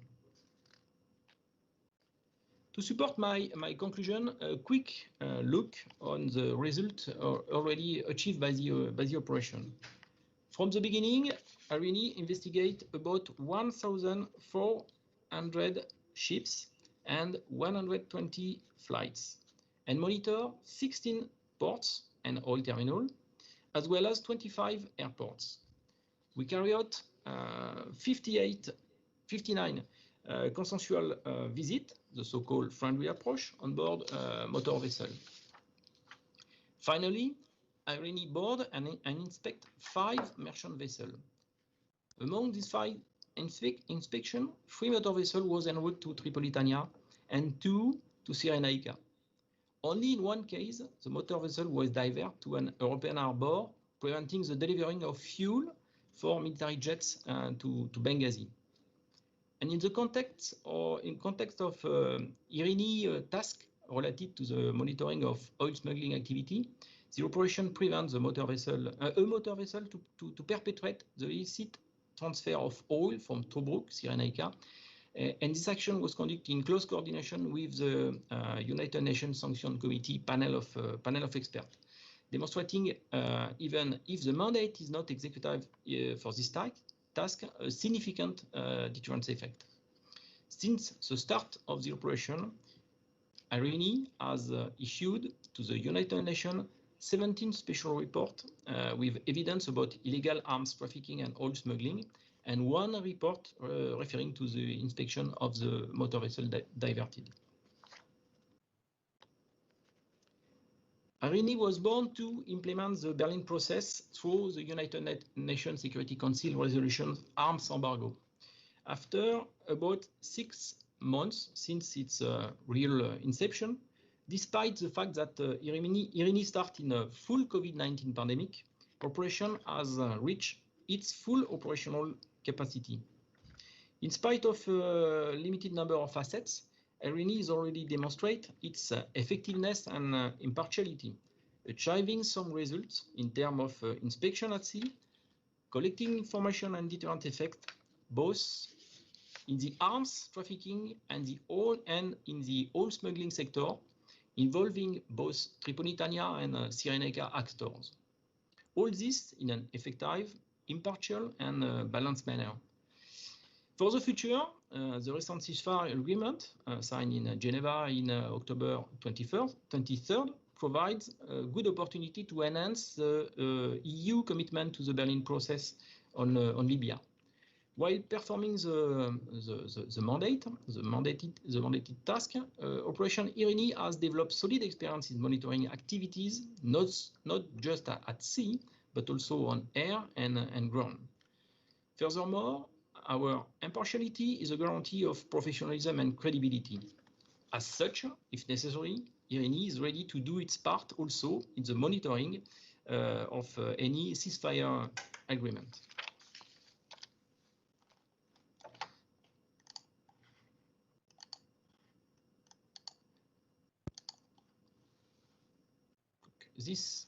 This concludes my presentation. I hope that I was clear enough and I give you a complete overview of the results already achieved by the operation, and I will be happy to answer to some questions when the time will occur. Thank you, Rear Admiral Martinet, for your speech. In the next part of the SHEDMED, we will listen to the speech of Vice Admiral Blount, Royal Navy. He currently is the Commander Allied Maritime Command, NATO in Northwood, UK. Admiral Blount has blended his helicopter pilot experience with its broad span of command and staff appointments, both in national and NATO positions.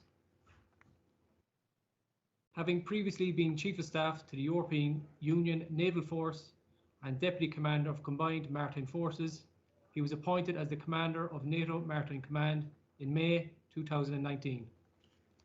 Admiral Blount, please.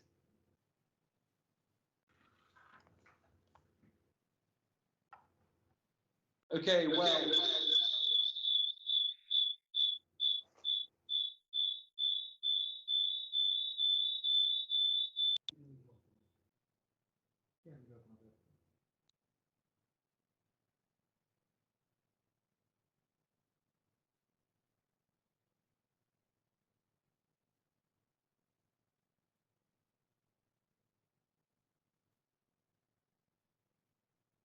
I'm going to try.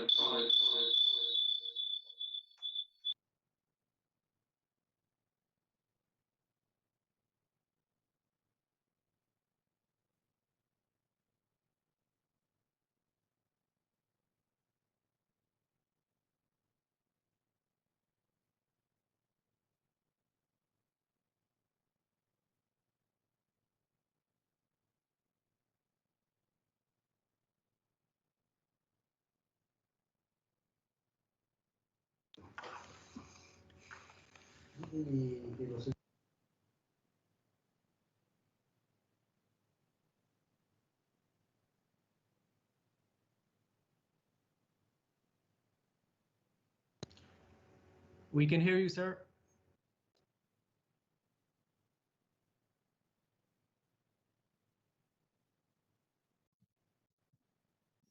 Can you hear me and can you see me without any feedback? Yes, sir, we can hear you now. Okay, brilliant. Okay, well, I'm sorry about that. There was a technical glitch, which I cannot explain, but nevertheless, it's good to be with you all, and thank you very much indeed for the opportunity to join what is clearly an extremely worthwhile forum. I'm a bit of a veteran of the SHADE meetings in the Gulf, but this is my first attendance at a SHADE Med, and listening to the speakers that have preceded me, it is instantly clear of the value this forum brings for all of us. And I'd wish to thank Fabio for the invitation and indeed for his commitment in bringing so many people together. I'm just really pleased that despite all of the problems with travel and the broader challenges of the pandemic, we have been successful in having this virtual meeting today. I will start by talking about COVID, and I intend to speak quite quickly in order that we can get to the question and answer session afterwards, mindful of the time. But COVID has had a big impact on everything that we've done, for sure. I think the European Union should be incredibly proud of what it has achieved with Operation Irene, and we are pleased with the way in which we have been able to keep the NATO groups sailing at sea.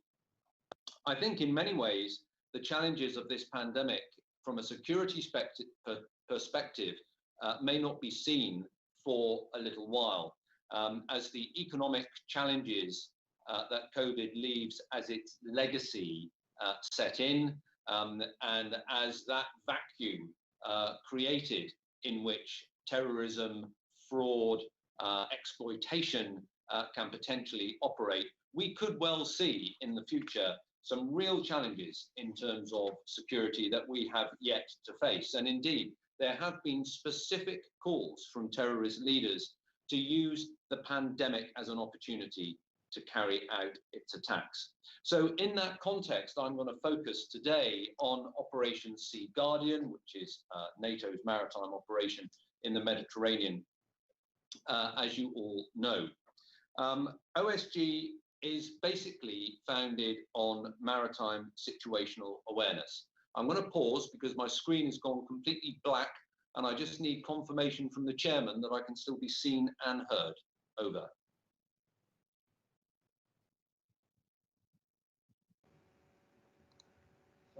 Yes, sir, you can be seen and you can be heard.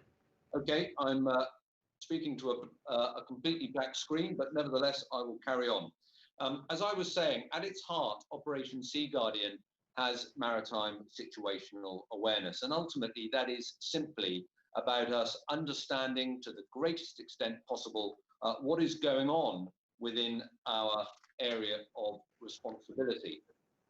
More broadly than that, however, OSG is a non-Article 5 maritime security operation, which has within it elements of counter-terrorism, as well as capacity building to contributing and partner nations. If directed, we can expand the mission further than that to uphold the freedom of navigation, conduct maritime interdiction, counter-proliferation of weapons of mass destruction, and indeed protect critical infrastructure. But these last elements of the mission are held at the NAC level, at the North Atlantic Council level, and they are not delegated to me on a day-to-day basis. What is delegated to me is operational control of units conducting Operation Sea Guardian focused operations, of which we conduct 6 each year, but we also benefit from associated support. Indeed, in the last 12 months, we have enjoyed the contribution of more than 260 ships and submarines that have together amassed more than 7,500 collective days at sea. And we've also been supported by more than 5,500 flight hours. That's a pretty remarkable set of statistics, but it's necessary because the Atlantic, the Mediterranean is a broad span of water and one that really does need a concerted effort to make sure that we really understand what's going on. In the capacity building realms, we have in the last year worked closely with Algeria and Tunisia as part of NATO's Mediterranean Dialogue Programme, and also conducted exercises with the Georgian Coast Guard that are working up boarding teams that we hope to see work within Operation Sea Guardian focused operations next year. Just over a year ago, Israel became the first NATO partner to participate in an OSG exercise called Crystal Sea. And Crystal Sea represents the exercise standard, I would suggest, for medical capacity building in the Mediterranean. And we encourage other partners within the JOA to take advantage of that exercise and the benefits it brings. We have really found it hard to continue with all of this as the pandemic has unfolded, and the way in which we have achieved that is the way that we are achieving this today, by virtual means, by me undertaking bilateral cooperation with partner nations. I have just this week been speaking to the head of the Georgian Coast Guard as an example. But what it makes clear is that in these difficult times, we really have to work even harder to deepen our cooperation with partners. That includes more interagency cooperation, more cooperation with international organizations, and a collective understanding of the vital importance of the NATO-EU relationship with regards to our mutual interest of maritime security. One of the things of which we are proud is the introduction of something called the Maritime Information Exchange. This provides a 24/7 cloud-based system that allows individuals and organizations to access the program from any internet-connected device and provide information to help shape the maritime picture. For those of you familiar with counter-piracy operations, we introduced a similar system called Mercury. This is a quite similar platform. But the success of that program is built on participation, yes, but also, and perhaps more importantly, it is built on trust. Trust that we build throughout the maritime enterprise by maintaining a level of transparency and dialogue. And that's something I'm sure we would all agree with and promote. So in closing, what is a shortened address to you to give time for questions and to try and get us back on track, we all recognize that our missions at sea are not one-dimensional. We have to see the entirety of their context and, to quote Admiral Burke, the way in which the overlapping circles of everything we are trying to do as individual alliances, the way in which they overlap to create those parts of the Venn diagram where interests are shared, and there are plenty of them. I really appreciate the opportunity you have provided me to share my perspectives on OSG. There is far more, but I have far more perspectives on broader NATO maritime activity, of course, but little time in which to impart them. But I truly thank you for the opportunity I've had to speak to you, and I look forward to any questions that you may have. Thank you.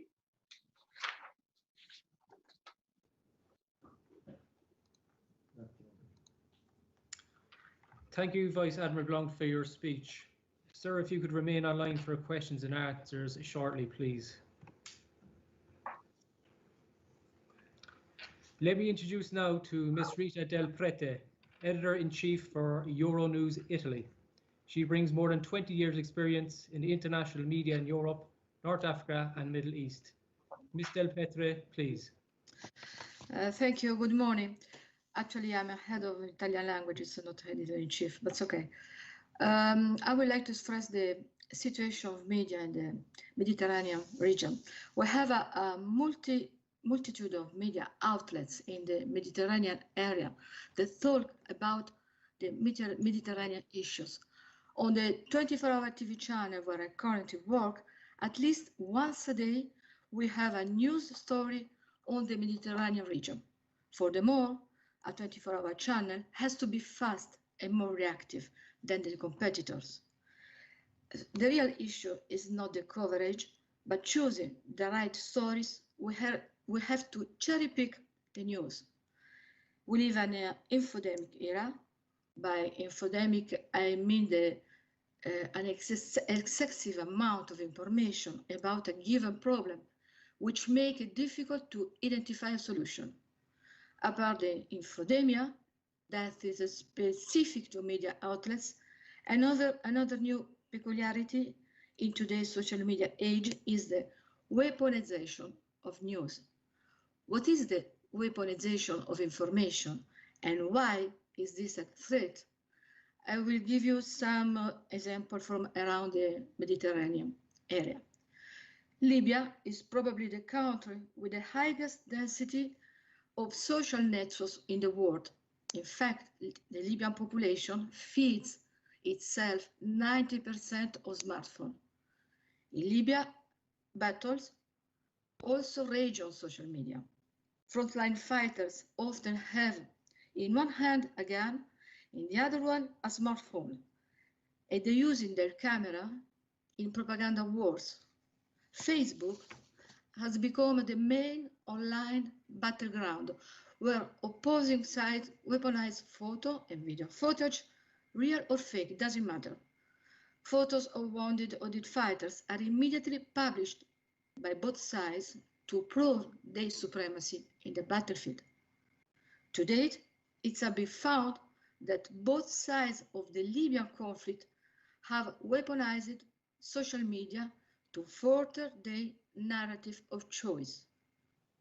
And the influence of disinformation on the Libyan civil war, in my point of view, will most likely be felt for years to come. And obviously, disinformation is not a Libyan-centric problem. Just like the coronavirus, disinformation is an international problem that is capable of affecting us as well. I give you another example. In a Western democracy, France, a few months ago, the issue between Islam and secularism. I mean, Macron's speech on secularism in defense of the cartoons published by Charlie Hebdo. The weaponization of this news has spread to Turkey, led by Erdogan, who called all the Muslim world to boycott French products. The boycott reached Muslim countries as far from France as Pakistan. If it's not important if Pakistan people usually buy French product.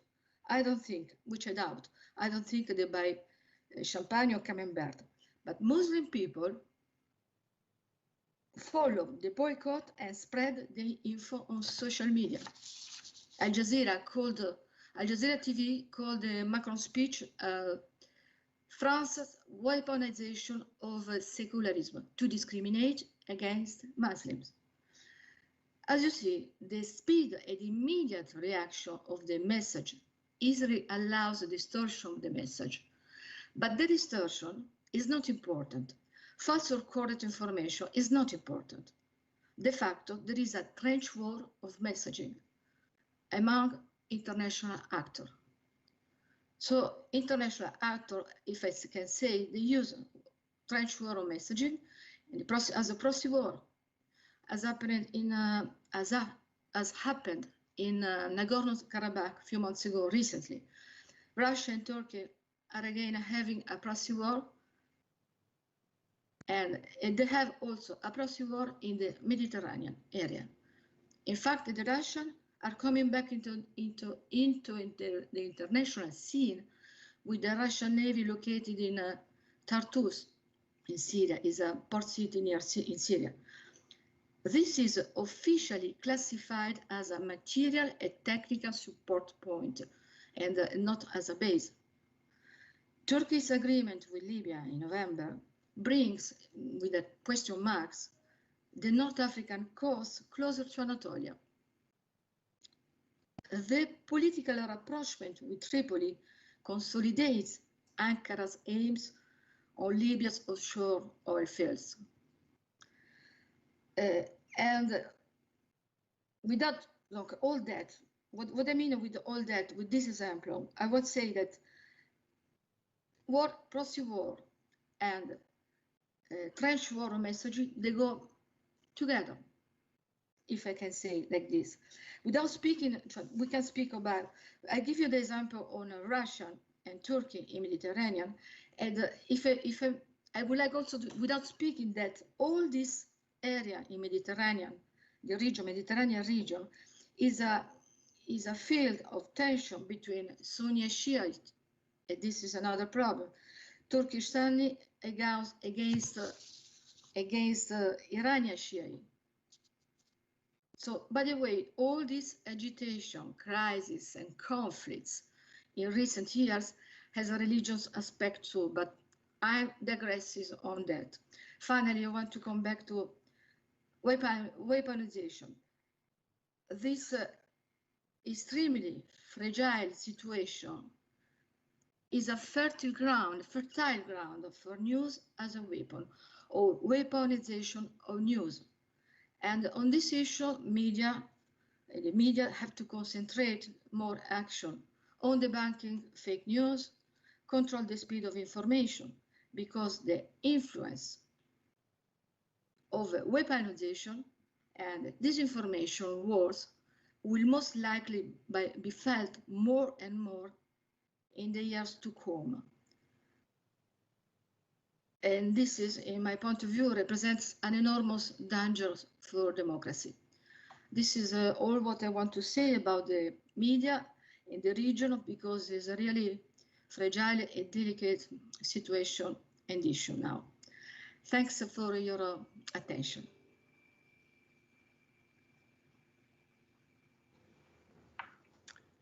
Thank you, Ms. Del Petre, for your contribution in our multifaceted conference. We will now open the floor to questions and answers. My first question is to Admiral Martinet. The question being, what does Admiral Martinet believe about Irini's force flow in relation of the capability of NATO forces in the area? Also, we received a special note from Rear Admiral Dockman, who extends their most sincere regards, Vice Admiral Keith Blount. Sir, please. Okay, I understand from this question that it poses a question of the force flow of the operation comparing to the force flow of other operation. The force flow of Irini is one of the problem we have to deal with, but it is not a specific problem for EU operation. The force flow is a problem in every operation, NATO operation or coalition of whaling operation. It is very clear. Currently, our force flow, as I described during my presentation, is with three ships in direct support of the operation. But it is to be noted that the German frigate is assigned until mid-December. So it means that at this time the force flow will shift from 3 to 2 assets before an improvement later. The force flow is very important for us because the more ships we have, the more impartial we are. For a clear and evident reason, if we have enough ships, we can deploy the ship all over the area of operation, and we can have the same level of attention on the maritime flow coming to the east or to the west of part of the area of operation. So this is the first point. Importance of our flow regarding the impartiality of operation. And the second important point is also the cooperation we need to establish with other partners and mainly with NATO, because with such cooperation we can also support the true operation. We can imagine that to have ships in direct support of Irini, in associated support of NATO operation, and vice versa. And to do so, we can improve the effects delivered by both operations. Thank you, sir, for your answer on that question. I will put forward the second question to Admiral Blount. Sir, given the 2016 Sofia Sea Guardian Operation Agreement, is it possible to foster a similar coordination between Sea Guardian and Irini too? So speaking as a military commander operating at the operational level, I really hope so. When I spoke warmly of the importance of cooperation between the European Union forces and those of NATO, I really meant it. And indeed, coming from a background, and you included some of my previous appointments where I have worked with both in the European Union and NATO and the combined maritime forces, the strength of the totality of operations at sea was underwritten by the cooperation between all of the entities. And Jean-Michel has just made the point very well in his answer to the question on force flow. However, in saying that, you know, we are in NATO servants of the political process that resides in Brussels.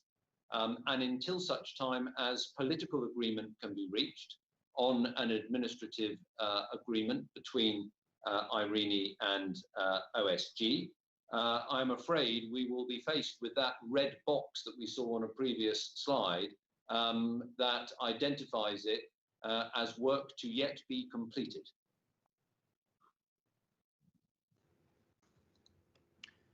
Thank you, Admiral Blount.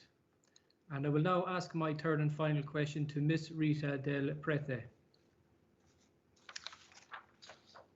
How can democracies and media face malignant narrative in an appropriate way? Which kind of tools, policy and narrative for the Mediterranean region?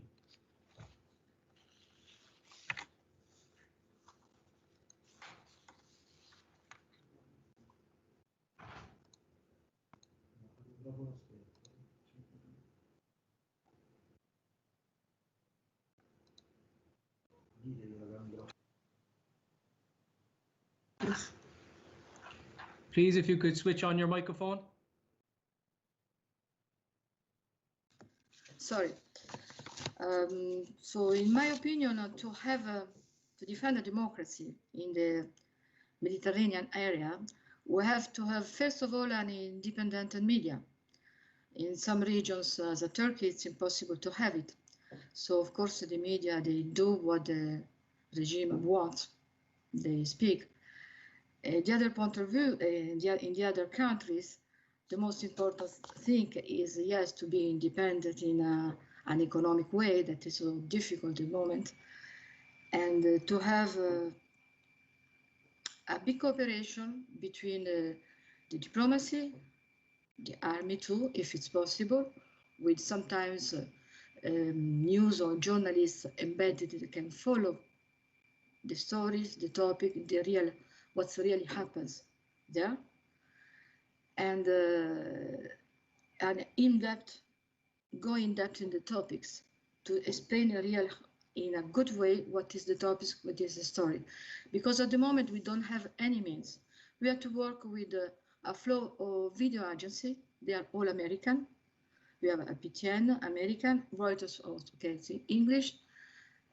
We have just a few video agencies from the European TV, and we have to take the news. It's difficult to verify everything. So in order to verify, we had to check. In order to check, we had to have the money, the occasion, the opportunities to follow the news. And for this reason, it is the only reason to combat the social media and to fight against the social media, the weaponization, all the fake news, because at the moment our job is just to debunk fake news, because there are a flow of fake news that we try to control, but it's difficult to control. So it's important not, I would like to stress that it's important not undervalue the media, because it is a fundamental point for democracy.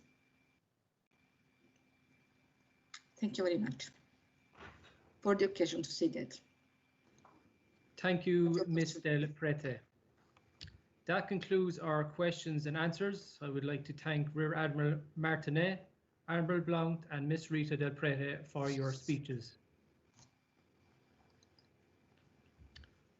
Sirs, ladies and gentlemen, thank you for your attention. Let me temporarily pause our work and resume at 1400 hours with further presentations of special briefers.